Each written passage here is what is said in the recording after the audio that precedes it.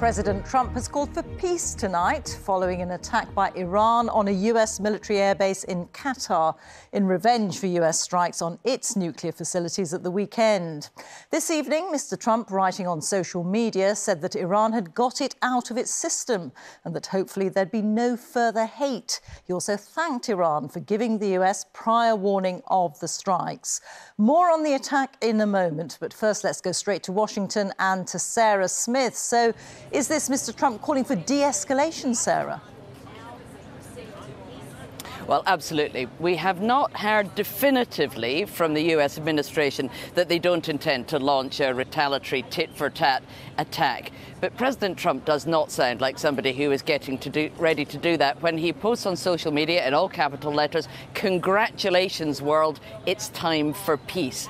Now, they knew here inside the White House that there was inevitably going to be a retaliatory attack from Iran. What they didn't know was how aggressive or how destructive it was going to be. And in fact, what we saw was an Iranian action that was pretty much deliberately designed to do as little damage as possible. I mean, what's happened today must be one of the most careful and, frankly, polite military exchanges in recent history. You had Iran warning the United States in advance of what they were going to do, and then in a post on social media, Donald Trump has even been thanking them. He said, "I would like to thank Iran for giving us early notice, which made it possible for no lives to be lost and nobody to be injured.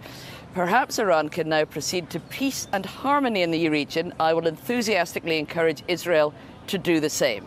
And Donald Trump then went on to say that Iran had now got everything out of their system. So that sounds very much like he is ready to declare this over, and it's difficult to imagine why Iran would be planning further action after the great care and delicacy they have taken over the attack today. It was not guaranteed this was going to go this way when Donald Trump launched those airstrikes on Saturday night against Iran's nuclear facilities. He could not be sure that this is how Iran was going to respond. This is a best-case scenario in many ways for the United States and for President Trump, and there will be great relief inside the White House that this is how it's gone down.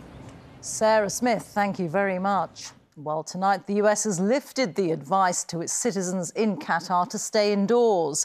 Qatar says all the Iranian missiles which were aimed at the US military base were intercepted and that there were no casualties. A statement by Iran said that 6 missiles were launched, the same number used in the American attack on its nuclear site in Fordo. This report is by our security correspondent, Frank Gardner.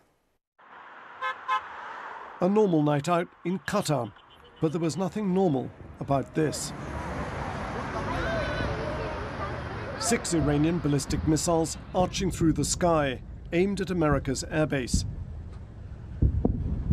Retaliation for the recent US raid on Iran. There were no casualties, and all the missiles were intercepted by air defences. For expats like this British teacher in Doha, it was still a shock. And I can only describe it as it was mesmerising and terrifying all in one. And what we saw were these really bright lights that were suspended in the sky. And then all of a sudden they would shoot towards something and there'd be an explosion.